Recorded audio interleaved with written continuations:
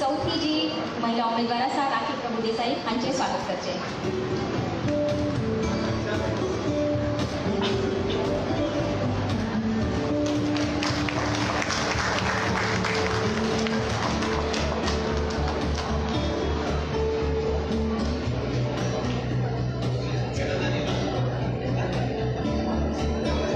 मना काळजांतल्यान धन्यवाद म्हणटा।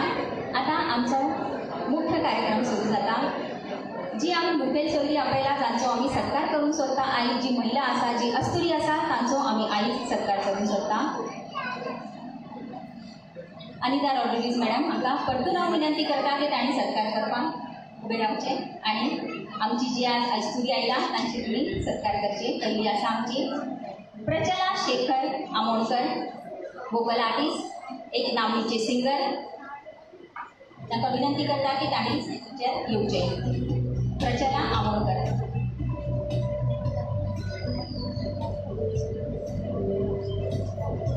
Agra and Jaipur Gharana vocalist Prachala Shekhar Amolkar. She has started learning at the age of 7. She has a Master of Performing Arts in Music. She has the Sangeet Parangat degree awarded by the Kala Academy, Goa. She is a A-grade artist for Hindustani classical from All India Radio and Doordarshan. She is currently a music trainer at Kala Academy, Goa.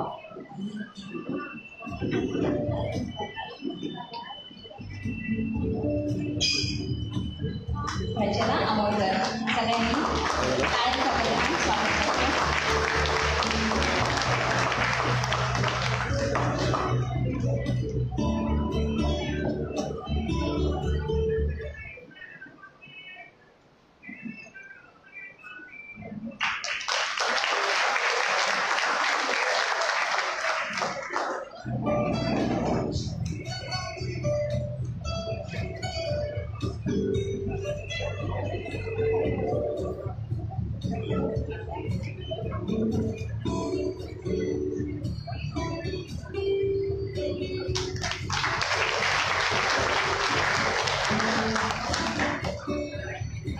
प्रचलाबाई आमकां खूप खूप खुशी भोगता तुमचे स्वागत करून।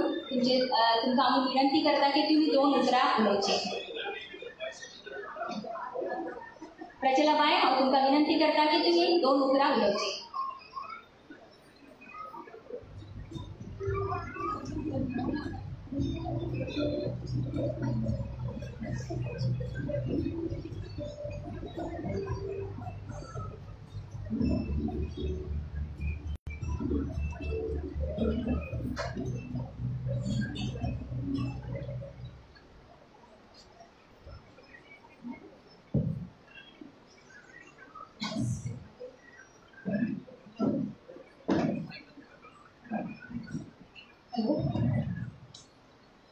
व्यासपीठावरील सर्व मान्यवर व्यक्ती, हॅलो, ऐकू येत आहे ना?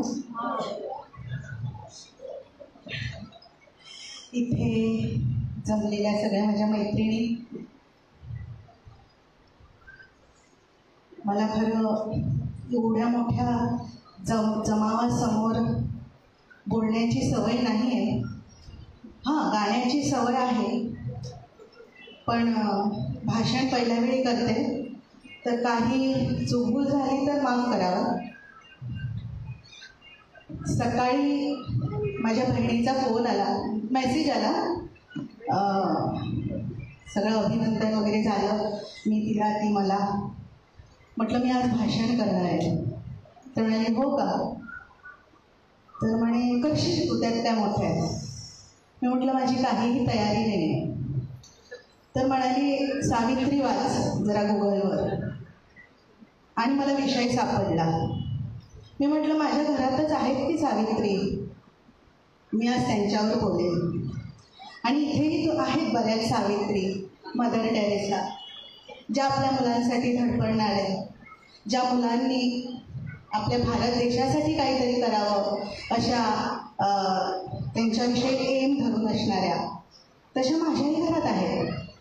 पहिली माझी आई, आणि सगळ्यात आधी मी तृणमूल काँग्रेस गोवा आणि अविताजी कांदोळकर यांना मी विशेष त्यांचे आभार मानते, कारण एवढ्या मोठ्या जमावासमोर मला इथे बोलण्याची आणि माझ्या आई, बहीण, भावजय ज्या मी त्यांना सावित्री म्हणून संबोधले आहे त्यांच्याविषयी बोलण्याची संधी मला आज इथे मिळाली आहे. मी मनापासून आभारी आहे त्यांच्या, कारण आईसमोर आईचं कौतुक सगळेजण आपापल्या घरात आणि करतात एवढ्या मोठ्या जमावासमोर, आणि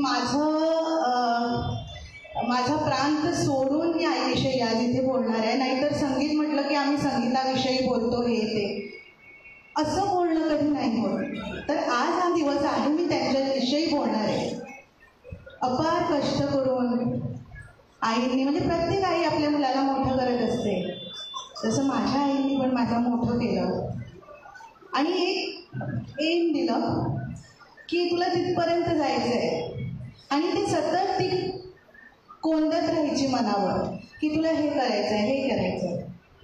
किती मी लहानपणापासून आधी आकाशवाणीवर यायची. इथे कांचन मावशी बसलेली आहे, माझ्या आईची मैत्रीण. त्यांना माहिती आहे माझ्या आईविषयी, माझ्याविषयी, माझ्या घरातल्या सर्वांविषयी. तर ती कौतुक असं करत नव्हती, पाठबळ व्यवस्थित देत होती. आत्ताच्या आईवडिलांनी बघितलंय मी की भरपूर कौतुक करतात, नाही तरी तिला ह्या स्पर्धेत पाठव, त्या स्पर्धेत नको ते शिकव, सगळंच माझ्या मुलांना यावं असं धडपडतात आईवडील. पण माझे आईवडील तसे नव्हते, आई तर अजिबात नव्हती. कौतुक तोंडावर अजिबात नाही, मागे बोलणार की माझी मुलगी गाते करते बिचारी, आणि ते सतत सांगत होती तुझ्या पायावर उभं राहा, काहीतरी तू स्वतः कमव, याच्याकडे त्याच्याकडे स्वतः नवऱ्याकडे पैसे मागावे लागणार नाही, असं काहीतरी कर. आणि ही प्रेरणा मला तिच्याकडून दिली, आणि मी जी काय आज आहे त्यात काहीसा अंश वाटा माझ्या आईचा नक्कीच आहे, आणि मी आदर व्यक्त करते तिच्याबद्दल. दुसरी सावित्री माझी बहीण, दादागिरीच आहे, ती दादागिरीच करते, आज पण तेच केलं, म्हणून भाषण करायचे सावित्री वाच, म्हणजे असं. तिच्याकडून मी काय शिकले तर आपल्या कुटुंबात सर्वांना एकत्र एकोप्याने म्हणजे कसं जखडून ठेवायचं हे ती बरोबर करते. व्यवस्थित सगळ्यांना फोन जातात, आईला 2-3 वेळा फोन जातात, माझे नाही, कारण मी माझा व्याज जरासा मोठा आहे त्यामुळे मी बिझी असते. तर तिचं ते सगळं चालत असते. मग मला सांगते की इथे जा, आत्याचं ते आहे, मग त्या मुलाचं लग्न आहे, तिथे त्याची हळद आहे, ते तुला जायचं आहे, वगैरे वगैरे वगैरे. सगळीकडे कनेक्शन, कॉन्टॅक्ट सगळ्यांकडे, आणि ते तिचं घेण्यासारखं मी, म्हणजे तो तिचा जो स्वभाव आहे सगळ्यांना एकत्र करून ठेवायचं, ते मी पूनमकडून शिकले. आता माझी तिसरी सावित्री आहे, ती म्हणजे माझी भावजय आहे. खरं भावजय आणि ननंदीचं नातं मैत्रिणी असू शकते आणि शत्रूही असतात बऱ्याच, पण आम्ही मैत्रीण, आणि मी खूप म्हणजे आईच्या खालोखाल तिला मी आदर देते. माझा भाऊ प्रख्यात सतारवादक पंडित योगराज नाईक बोरकर, हा तिथपर्यंत जाण्यासाठी जर कोणाचा तिला सपोर्ट त्याला मिळाला आहे तर ती उषा योगराज नाईक. खूप कष्ट केले, आणि तिच्याविषयी एक तिचं कौतुक करायचं म्हणजे योगराजचे जे पेपरवर कटिंग यायचे, बऱ्याच लोकांचे येतात. किती वर्ष आता, मला वाटतं तो जवळजवळ 40 वर्ष या संगीताच्या क्षेत्रात आहे, आणि त्याचे बरेचसे कटिंग, फोटोग्राफ जे काय पेपरवर येत गेले ती ते कटिंग व्यवस्थित ठेवत गेली जपून. असं कोणी नाही करत, पण ती करायची. घर सांभाळणं सगळं, म्हणजे योगराजवर काहीही नाही, सगळं ती करायची. योगराजला विचारलं की साखर कशी किलो आहे, तर त्याला माहिती नसणार. तसं मलाही माहिती नाही आहे साखर कशी किलो आहे वगैरे, कारण माझा नवरा करतो. माझ्या नवऱ्याच्या म्हणजे काय योगदानाबद्दल मी इथपर्यंत आहे, त्याचा खूप भरपूर सपोर्ट मला आहे. कारण संगीत शिकणं म्हणजे देवाला जसं आपण हे सोडतो ना, तसं आम्हाला सोडलेलं आहे, म्हणजे तुम्ही करा. कुटुंबाची तेवढी जबाबदारी आमच्यावर नाही, आम्ही फक्त रियाज, मुलांना शिकवणं वगैरे. बोलण्यासारखं भरपूर आहे, फक्त मी आज इथे जमलेल्यांना एवढंच सांगू शकते की स्वतःला कमी लेखू नका. प्रत्येकामध्ये एक हुनर असतो, काहीतरी असतं आपल्याला, ते शोधून काढा, त्याच्या मागे लागा, आणि कुठेतरी तुम्हाला एक असं दिसेल की मी हे करू शकेन, आणि ते नक्की करा.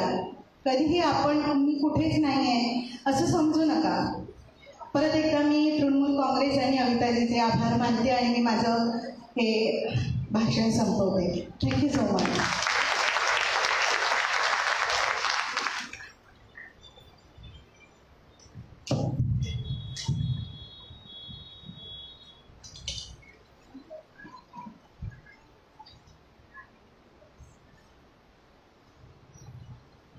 धन्यवाद प्रचलाताई.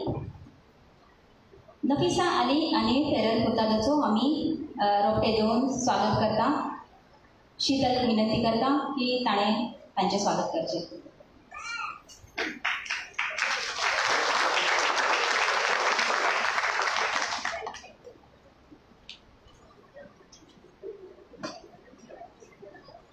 फेरल होताद मॅडम.